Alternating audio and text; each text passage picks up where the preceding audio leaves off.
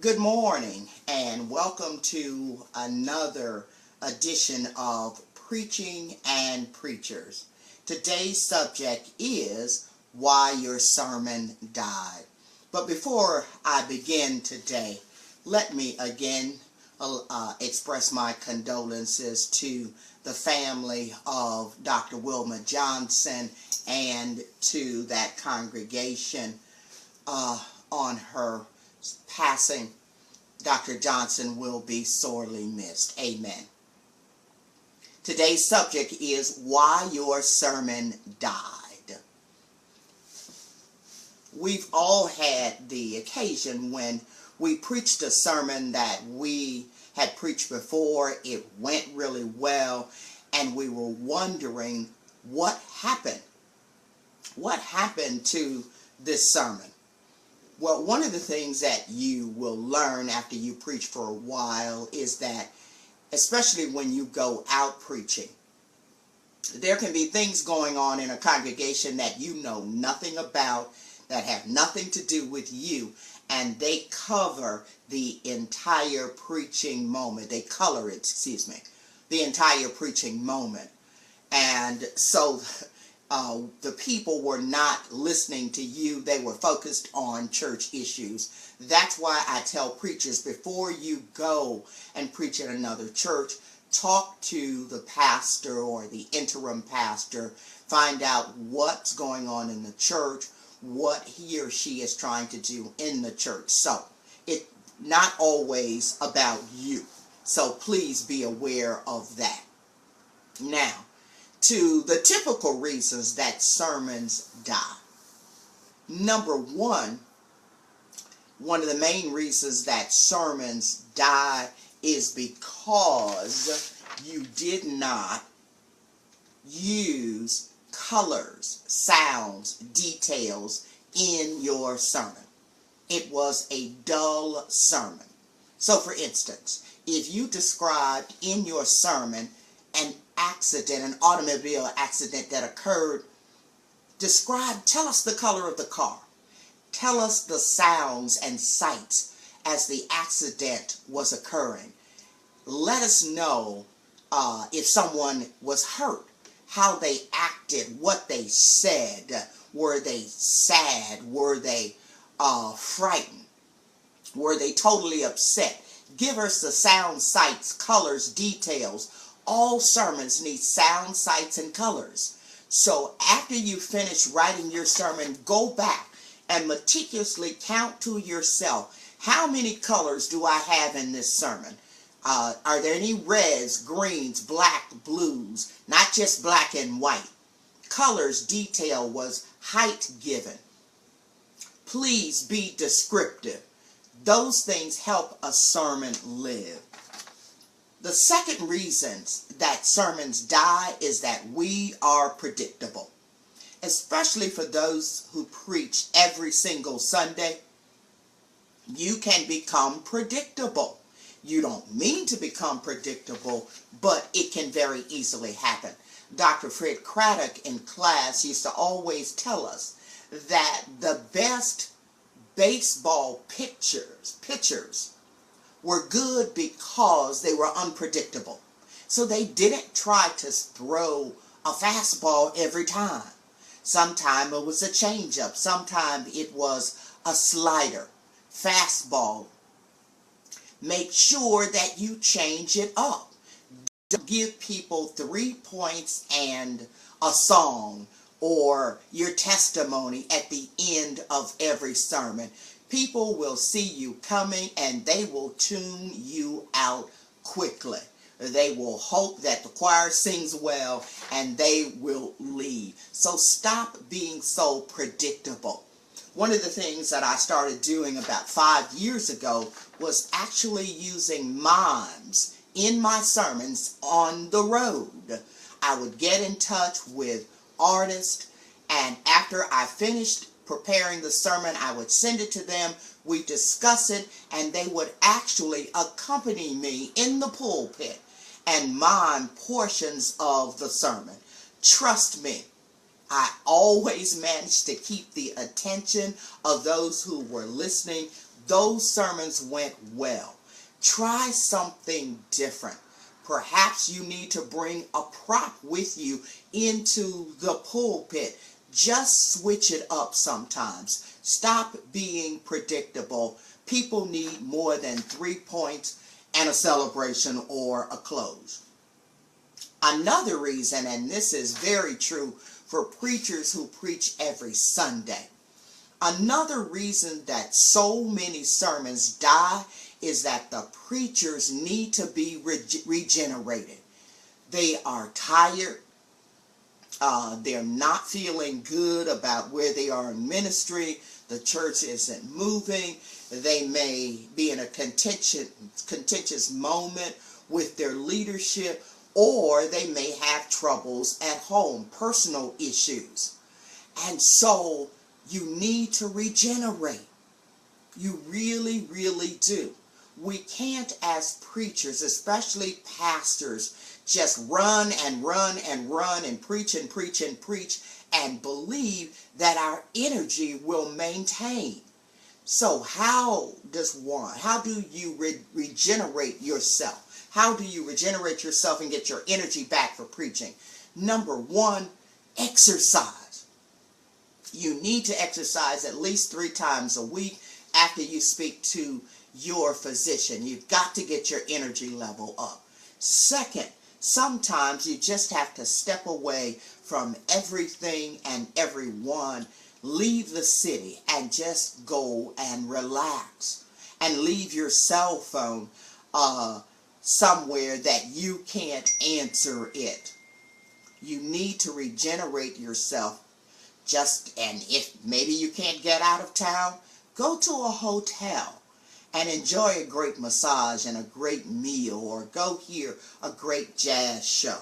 But you need ways to relax, and you can also regenerate by just developing a great daily meditation for yourself, where you at least spend 5-10 minutes of talking to God, listening to God, practicing mindfulness, and listening to your breathing, just regenerating. You have to regenerate, or your sermons will become stagnant and stale, and eventually they will die. Another reason that our sermons die, and this is one of the most common, is that the sermons are unfocused.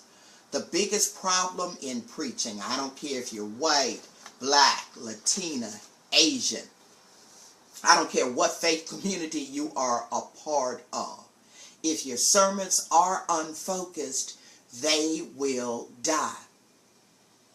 Even if you don't take your manuscript into the pulpit, write out a full manuscript, and then go back to the manuscript just as you would for a paper that you had to write. Remember those papers you wrote in high school and college? Go back through the sermon and make sure that it's focused. You shouldn't have a 5-minute introduction and then spend 15 minutes on your first move or your first point in the sermon. The sermon should be balanced. 2 or 3 minutes for your introduction, and then approximately 5 minutes on each point or each move after that. Focus the sermon. Make sure that everything is balanced. And another part of focus is making sure that you are really exegeting the text well throughout the sermon. And we talked about last week making sure that you bring the energy from the introduction to the conclusion or your closing. If you really don't understand focus, get a copy of my book, Doing the Deed. It's on Amazon, easy to get, not expensive. Doing the Deed, The Mechanics of 21st Century Preaching. You got to get the issue of focus down. It doesn't matter if your favorite preacher does a 10-minute introduction. You shouldn't do a 10-minute introduction. So focus is a major problem, along with being very low energy. Remember, I talked last time about sermons dying because we were too slow. our presentation was slow, we didn't have energy. The best preachers now come to the pulpit with high energy and at least a basic level of speed. Speed your sermons up. Increase your energy.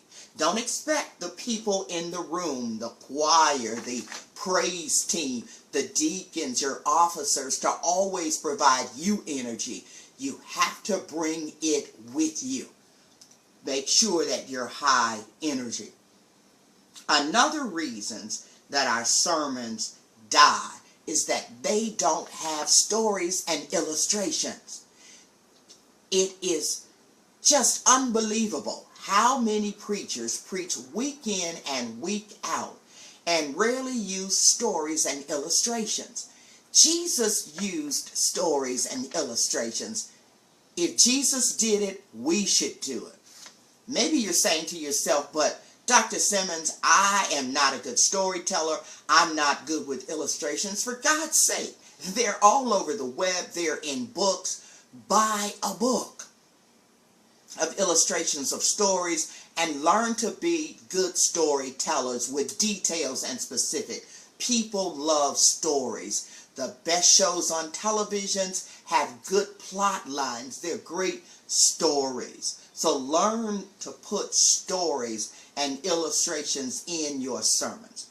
And the last reasons that sermons die is because they do not concern what people are concerned about. I believe in preaching about sin. I don't have a problem with preaching about sin. But I do have a problem with pastors who constantly preach their list of sins. So it's always women don't sleep around. Stop excessive drinking. Stop lying. And you know the laundry list, the typical laundry list. They have something bad to say about homosexuality. It's their laundry list. There's nothing wrong with preaching about sin. We need to. But what about the sin of hopelessness? That's one of the main sins that is killing and crushing so many of our people. They don't believe in themselves. They don't believe that God can deliver them from whatever it is that is causing them to live, not live their best life. So preach about the sin of hopelessness. Help people see that. One of the things that I always do when I'm working with a group of preachers, and I did it again a couple of weeks ago when I was teaching a group in Greenville, South Carolina, I go around the room and I ask people what's happening in your city, in your neighborhood. And most often the lists are the same. They will tell you there's poverty. They will tell you that there are too many children who are not doing well in school. They'll tell you about gang violence. They'll tell you that neighborhoods are in bad repair. They'll tell you that about seniors who are having to choose between eating and buying medicine. Everyone can list the problems. And then I'll say, okay, now tell me about the last 3 sermons that you preached or the last 3 sermons that you prepared and are going to preach in the future. 80% of the time, those sermons have nothing to do with what's going on in those communities. And one of the main reasons that I've learned that people don't preach enough about the things that really concern their congregations, it's that they don't know anything about them. They haven't studied the issues. They are not in tune with their people, or they simply are too lazy to learn about the issues. They don't want to learn about structurally why so many of the sons and daughters of their members are in prison. So they don't preach about it. They don't want to say anything about why so many of their members are out of work or have low-paying jobs. So they don't say anything about the sin of capitalism and how it's harming all people. Preach about the things that concern your congregation and preach about them in depth. Read, read, read. The people are expecting you to have answers. Everyone can name the problems, and no, you don't have all of the answers all the time, and it's okay to say to the people sometime, I have no answer for this, but I know them. That's fine too. But at least the issue. Stop just about people's personal sins, especially the personal sins of women. That's wrong. It's lazy. And we have got to stop doing it. The people will tune you out if that's all you have to say. Preach about the needs of the people. I had preachers to say to me, but Dr. Simmons, this is what God gave me to preach. Well, if that's what God gave you, then I don't have anything to say about that. I'll stop right there. That's between you and God. But most often what I've learned is what they really mean is that this is what I want to tell you God gave to me, because I'm not going to do the difficult work of preaching about the things that really concern the people. So I'm just going to talk to them about their sins and how they should stop their sins. And what's interesting is that most preachers don't even really have answers for people on how to stop the sins that people really want to stop. The people know they're sinners. People know they're cheating and lying and not taking care of their children and eating badly, and they want answers. Provide the answers. I hope this has been helpful to you, and that these tips will help your preaching live. This has been another session of Preaching and Preachers. I hope you will join me again on next Monday at 11:45. God bless. Have a great week. And last but not least, if this video was helpful to you, please share it with a friend. Share it with preachers especially. Take care.